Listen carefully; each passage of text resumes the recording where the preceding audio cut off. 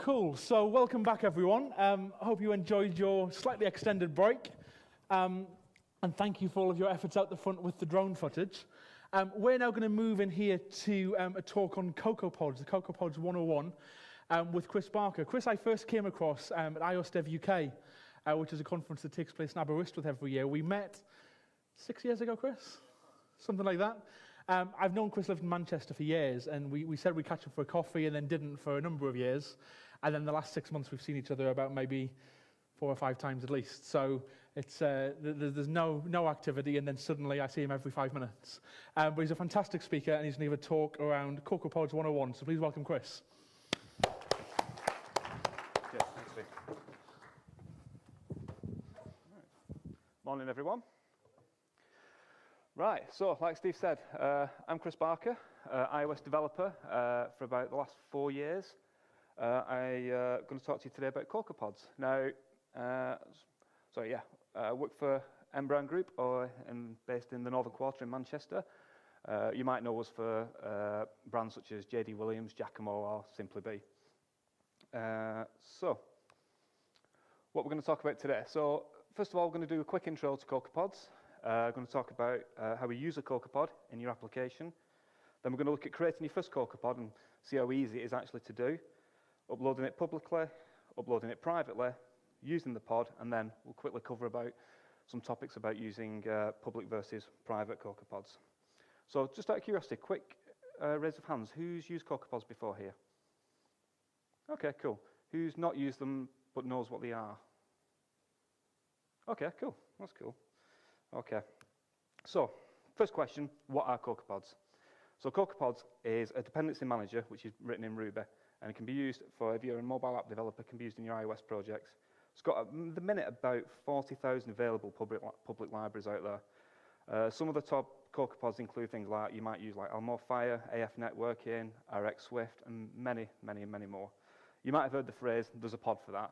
One of the first things I noticed when I became an iOS developer was, okay, I need this little piece of tool, I need this little piece of kit to do this, this, and this. Someone would always shout over, oh, there's a pod for that, or search online, there'll be a CocoaPod for that. So you would do. So what is a CocoaPod? Well, a CocoaPod is actually your code. It's your library, it's your wraparound and extension, or it's just a little bit of a sample snippet that you might use in your application. So it can be anything as well. It can be a full-built library, a full-built framework like AF Networking or something like that. Where does your pod live? Well, your CocoaPod doesn't live with CocoaPods. It lives in your repository. Now, that can either be in your Bitbucket repo or your GitHub repo. You own the code. It lives there. It doesn't live with anything to do with CocoaPods as such. So how does CocoaPods know about it? So it knows about it through what's called a pod spec file, which lives in the CocoaPods Mastic public specs repository. So there's a link there, and GitHub will go to that shortly, and I'll show you about that. So they don't actually own the code. They don't own anything to do with your library or your extension or anything like that. So what is a pod spec file, and can it live anywhere else? Well, pod spec file is kind of what it says on the tin, really. It's a specification file for your pod. It's going to point to all, it's like a settings file as well. It's going to point to where your pod lives, details about the version of your pod, any dependencies your pod have, etc., etc. But we'll go through that later when we have a look. So let's have a play. Live demo time. What could go wrong? Plenty, I'm sure. So let's have a quick look. Okay, so.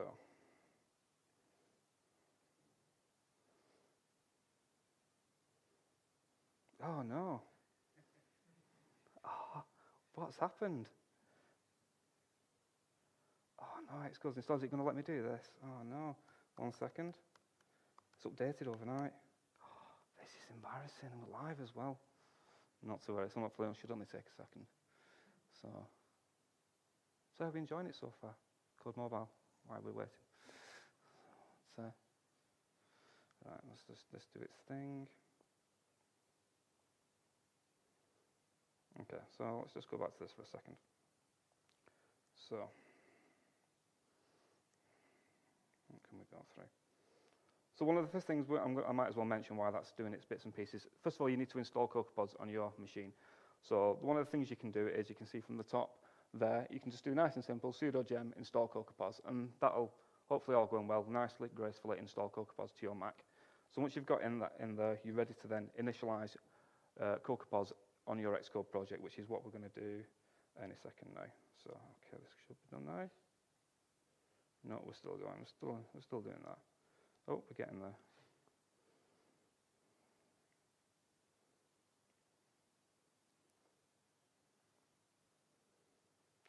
Anytime today. Okay, so what I'm going to do is I'm just going to carry on. I'll talk through it, and then we'll go back and do that after. So when you initialize your repository, it's a nice simple command line, which is pod init. What that'll do is that will create what's called a pod file. Now, a pod file is again, it's a little file which is written in Ruby syntax. And as you can see underneath there, this is a snippet which we would have recapped once I'd shown you of the pod file. In there, it's telling you can target the platform, iOS 9. And then it's also telling you which target you're going to install your pod to. So if you've got an application which has got multiple targets, you can say, okay, this pod's going for that target, this pod's going for this target, etc., etc. And that works with testing targets as well. So dead simple. There's a pod for AF networking, or there's a pod for RX Swift. Nice and simple. You just put pod, AF networking, and away you go. Now you can see the two differences between those two there. You've got pod, AF networking, and you've got a version number at the side, or you've just got pod, RX Swift. You can set a specific version number to the pod, and we'll touch on versioning shortly when I get it up and running. We'll touch on versioning later. There we go. What's going on? Is that finished? Yes, it's finished. Fantastic. We can actually do it live now. Okay, cool. So this is my code. So yeah, so with the versioning, basically you can say there's a version of CocoaPods which has got, supports either Swift 2 or Swift 3 or whatever, if you've got legacy projects or anything like that, and you don't want to upgrade to the latest version, you can set that specific version, and it will never update the CocoaPod. So if they go ahead and support something else you don't want to support, you find you're safe and sound. So this is a little test application I've written for Codemobile. It's a fantastic application. There's tons of stuff in it. It's not really, it's just a blank Xcode project, as you can see. But I want to put a CocoaPod in it. So what I'm going to simply do is desktop, mobile, demo. Okay, so I'm going to do a pod in it. No Xcode project found. Beautiful. Where am I? No. That's why. Okay.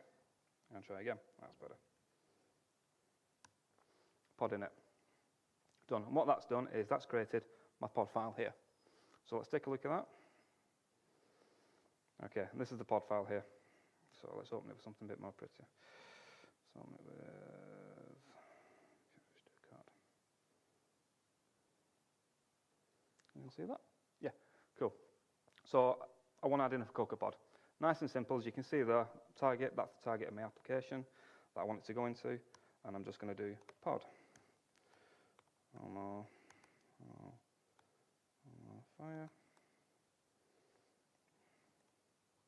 Ammo fire, isn't it? There we are. And save. All I do now, to install that pod, nice and simple, I'll just do pod install. And there we are, installing Alamo Fire version 4.7.1. There we are, done and dusted. That's now in your project. Now, if you notice there, it says on just after the install is finished, please close any current Xcode sessions and use Codemobile demo.workspace. So it's created a workspace because Pods is a separate project within inside your workspace. So we'll take a look at that now. So I'm going to close this. You can see there, workspace file is here. Double click on that, and there we have Pods. Go down there, and we can see you go to Pods, and Alamo Fire's there. Beautiful. Use it straight away in your application. So let's have a look. View controller. Import. Fire. Build. I should. Oops, think about it. Come on. Oh, can I load underlying module? Oh, more fire. Oh, build succeeded. There we are. Let's just get these knickers in a twist. There we are. Done, dusted, and we can start using that straight away. Now, going back to the pod specs and how it works is what happened there and how it got the Almafire framework down, is the Almafire framework will live in the public repository out somewhere, I'm guessing GitHub or something like that for theirs. What happens is, when they created their specs file, which we'll show you in a minute, is that then gets pushed to CocoaPod's master spec repository. What you do when you do a pod install, or when you first install CocoaPods, is it will pull down all the specs file from the master spec repository locally to your machine. What CocoaPods does then when you do a pod install is it checks that local specs repository on your machine, finds the pod spec file and says, okay, right, what I'm going to do now is I'm going to look in there, where does this pod live? Lives on their GitHub page. I'm going to go off and get that and pull that down. So as long as that their GitHub page is public, you can pull that down, no problem whatsoever, that's fine. If it's private, on the other hand, it's not going to work, but we'll touch on that with private and public specs a little bit later. So there you go, so that's how we're going to, that's how you use a CocoaPod. So, but how do you create a CocoaPod? Now that would be a cool one. Okay, so let's have a look. Now, I thought it'd be quite a bit of a task to create a CocoaPod, or a bit of a mission, but it's a lot simpler than you think. So, what you do is nice and simple. Is you just do something like, so I've got it here. So it's just pod lib create. I'm going to call it Codemobile pod test. Okay. Okay, it's going to ask me some questions. So, what platform do you want to use? iOS or Mac? Well, I'm going to use iOS. Language do I want to use? Swift or Objective-C? Cool, it still supports Objective-C, but we're not going to use that. Would you like to include a demo application with your library? Yes, I'd recommend doing that, because if you're going to create a pod that you want other people to use, you're going to want to let them have a play with it and see how it works. So for this case, we'll do yes. Which testing formats will you use? Now, I've not looked into this too much, but apparently it supports Quick, which is, I believe, is a business-driven testing framework. I don't know, has anyone worked with Quick before or anything like that? Yeah? Okay, cool. I'd love to have a chat with you later about that then. But apparently it works quite well with Quick and integrates quite well. So, but for this demo, we're just going to do no. Would you like to do any view-based testing? I'm just going to say yes for that. Okay. And there we go. It's created my little template folder for template project for creating a pod. So, how do you create the pod? Well, if we take a look here, this is where our example project's going to live. So this is where you write your code to test your project, test your pod, sorry. Everything will go in there. It's just like you would your normal application. Don't overcomplicate it. Again, you're just testing what the pod's meant to do. But where does the actual code for the pod live? Well, that lives in here. So if you go down to development pods, and you'll see this here, this little replace me.swift file. And you literally do, you replace that with your code.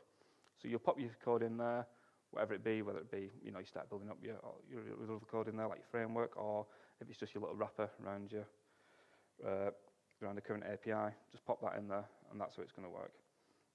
Now, three important files to look at when creating a CocoaPod are these ones up here.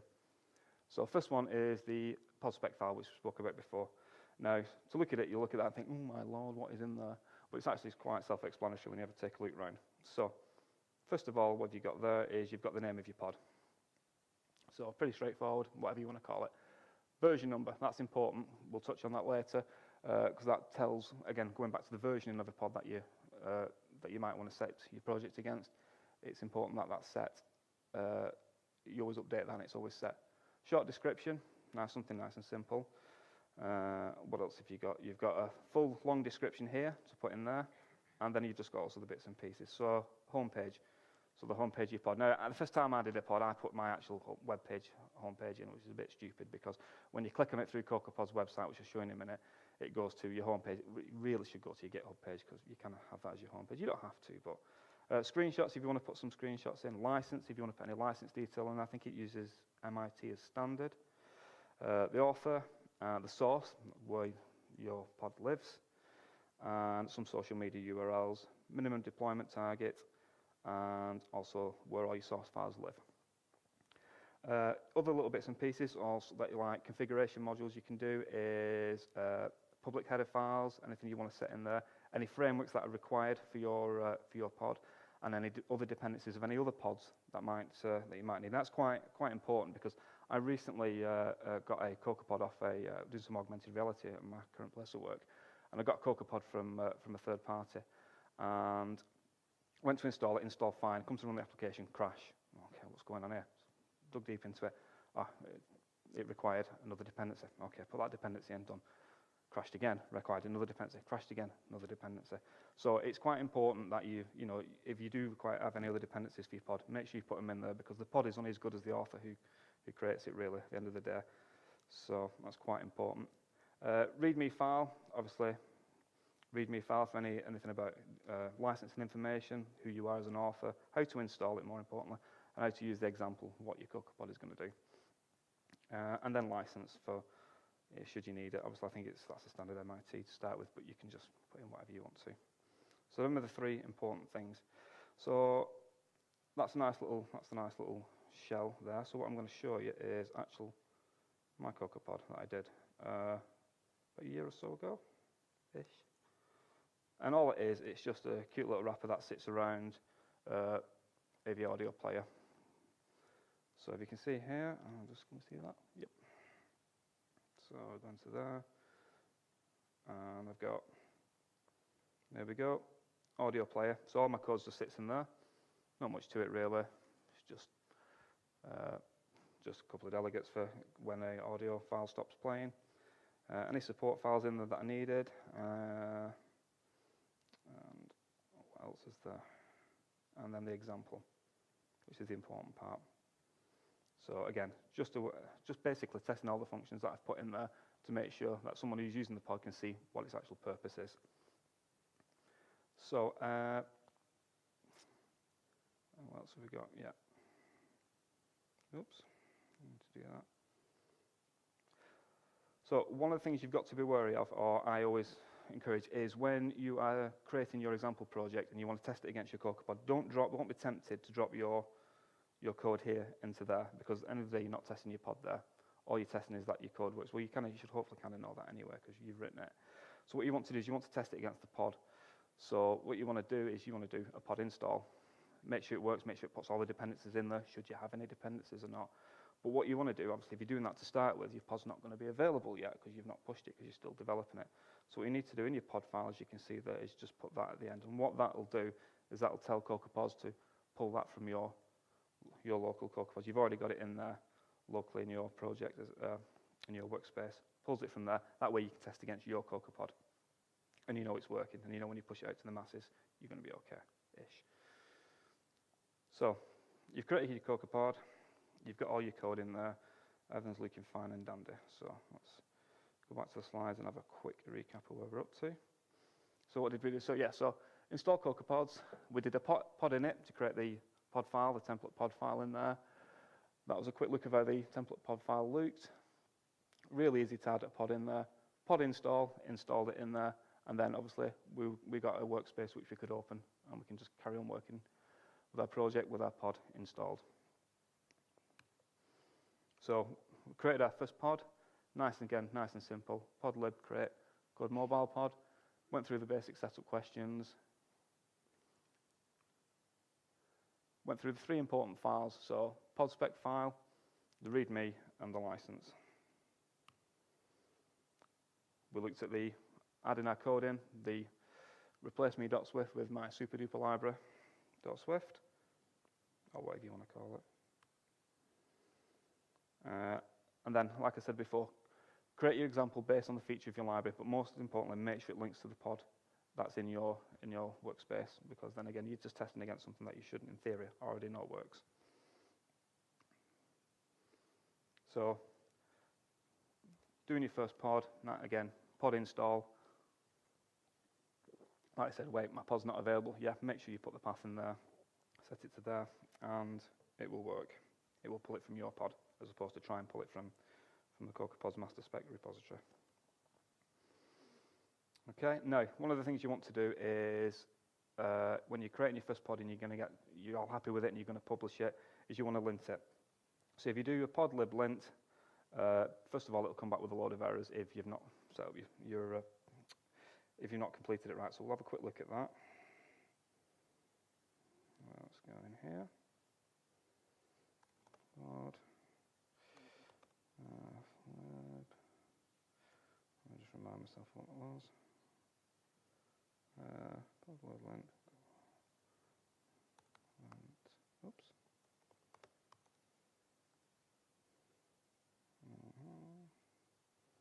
I need to go back.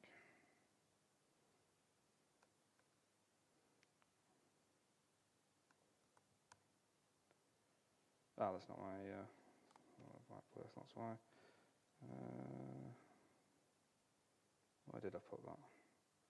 I think I created it in, let's come back to there.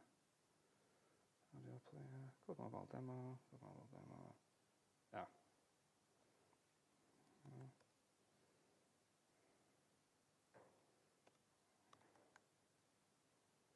That was one. Yeah, pod spec files there, so I do pod, lib, lint, spelled correctly.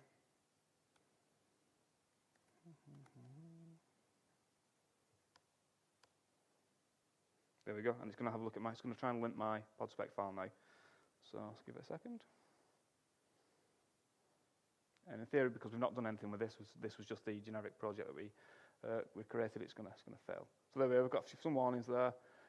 Summary is not meaningful. URL is a problem validating the URL, yeah, because it's going to try to go off to there, which doesn't exist. A warning about the Swift version numbers. So it's saying, yeah, didn't pass validation due to 3 warnings, but you can always use allow warnings to ignore them. So if your summary is meaningful to you and everyone else you feel, you can just do allow warnings, and that'll validate all okay for you. So let's go back to. So you're ready to push it now. You want to make your pod available. So first of all, commit it to your repository.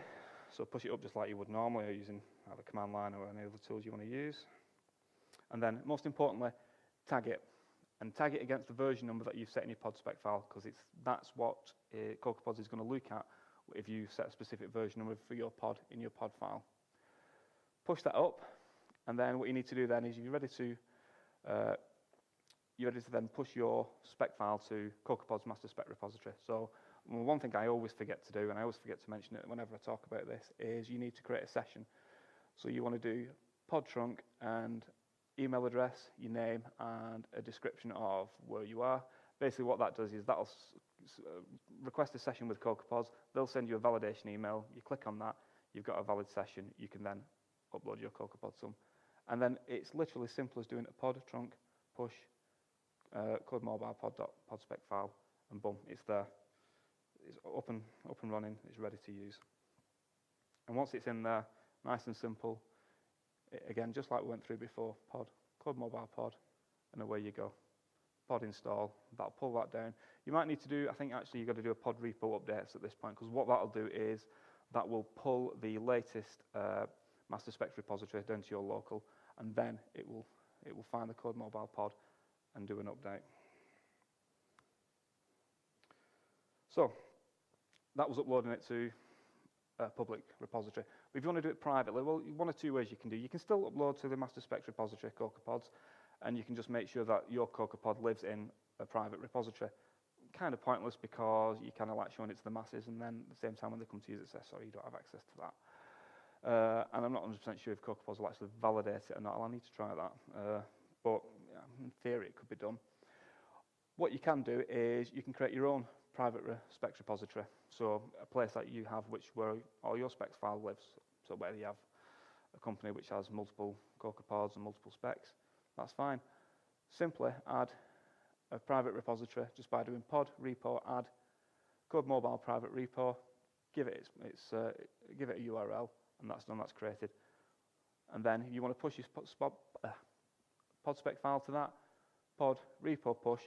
Name of your private specs repository, pod spec file, and that's done. And that's up there for you, ready to use. And again, then you can limit that with access control of who has access to what repository, etc., etc. So, but you want to use that pod. Okay, so the problem is now when you do a pod install for that pod file, it's going to check the master specs repository or the local version first to see if it exists. But it's not going to exist. So what you need to do is you need to set the source at the top of your pod file to point to your private repo. And what it'll do then is when you do a pod repo update, it will pull all the specs, providing you have access from that locally, when it comes to do a pod install, it will check the local master specs repo. It will then, in turn, if it doesn't find it, check yours, and hopefully it'll find your pod spec file, and there you go, you're now using pod internally.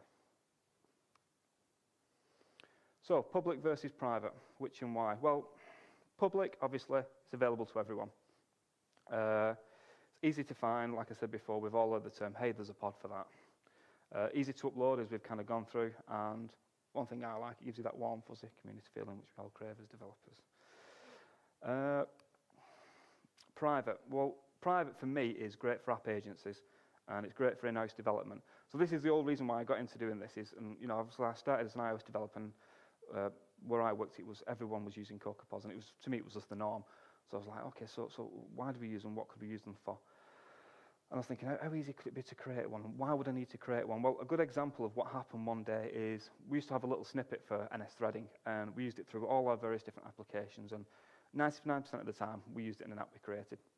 So what we'd do is it'd be, come along to do a bit of networking, oh, I'll grab that snippet, I'll grab it from this project I was working in your workspace. Now you could pull it out of this, an old project which could be 6 months out of date, you've not done a pull on it for ages, or wherever, it could be something to save to your desktop.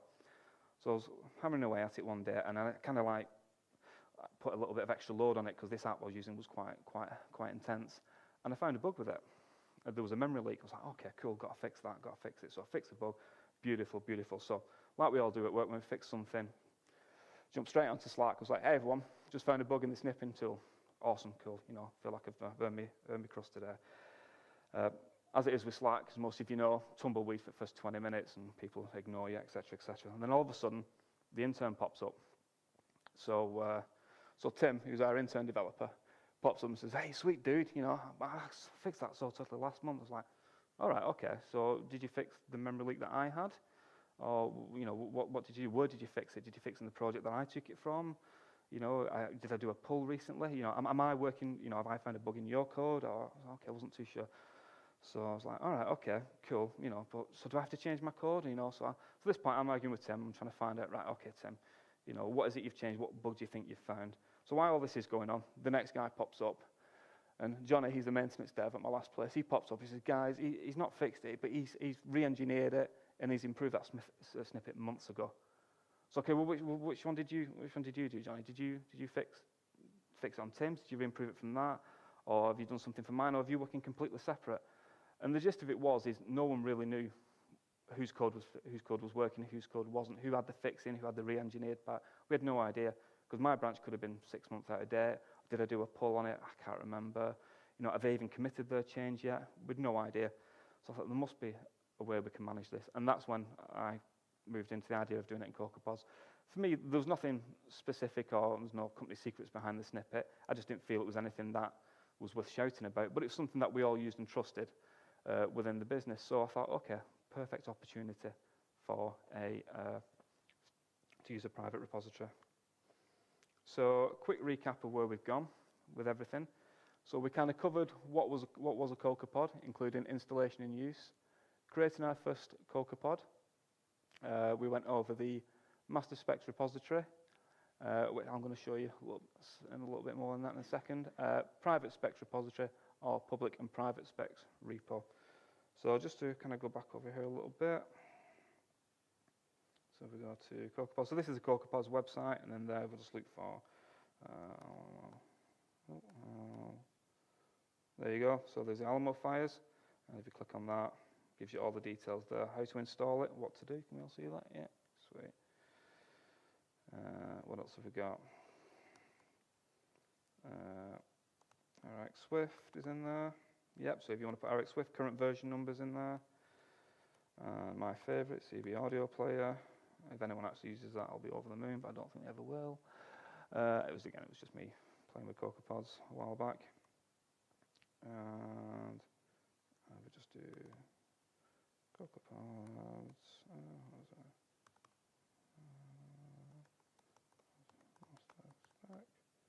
Oops, that's out today. So look at the. So there we are. There's CocoaPods specs repository where all your spec files live in there. So again, they don't own your code. They don't have anything to do with it. It's in there. So that's that's basically it for CocoaPods 101. Let's have a quick recap. So yeah, we've gone through everything there. That's it. So thank you very much for listening to me ramble.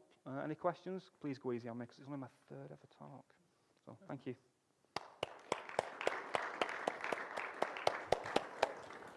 Cool, thank you. Does anyone have any questions for Chris about CocoaPods?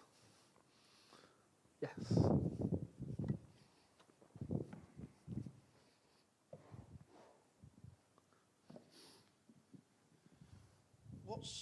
What do you find the best way of managing multiple targets? So I'm sort of thinking watch, so an app that's got a watch extension or a today extension, and there's multiple ways that seem to be suggested online to manage. If you've got you've got some code that you want to share between 2 targets, but not 3. So perhaps for your today extension, but that code won't ever work on a watch OS. What's your view on the best way to manage that? So if you just go back to the specs file, let's just come out here. Not the specs file, the pod file. Okay, I'll show you. Okay, so as you can see there, you're setting that target there. So what you could do is you can set another target here, and that can be for your extension, or it can be for your test, or it can be for any other random target, and you can set a specific pod for that one. So it will only ever run on that target. What you can do is you can select a collection. You could create a collection as well of different pods, and then you can set to that target only use this collection of pods or this collection, or you can really drill it down to then specific version numbers. You might want your extension to only use a specific version number of a watch. I don't know in any situations where you would, but I'm sure there would be, etc., etc. Or so you can really lock it down if you want to. Probably gets a little bit messy and a little bit confusing, but yeah, you could do. Thank you. Cool. Any other questions? Actually, Chris, one thing that it might just be interesting talking about, we were talking at the pub last night about the issue you're having managing multiple targets in your current app at N Brown. Yep. Do you want to relate that story? Because I think that's actually, it's very related to your question, and actually I think is... So, so one of the issues we've got at N Brown at the moment is we obviously have multiple targets for various different brands in one application. The problem is that we have multiple brands, and that could expand quite far down the line we could end up having 20 or 30 brands all running under one framework.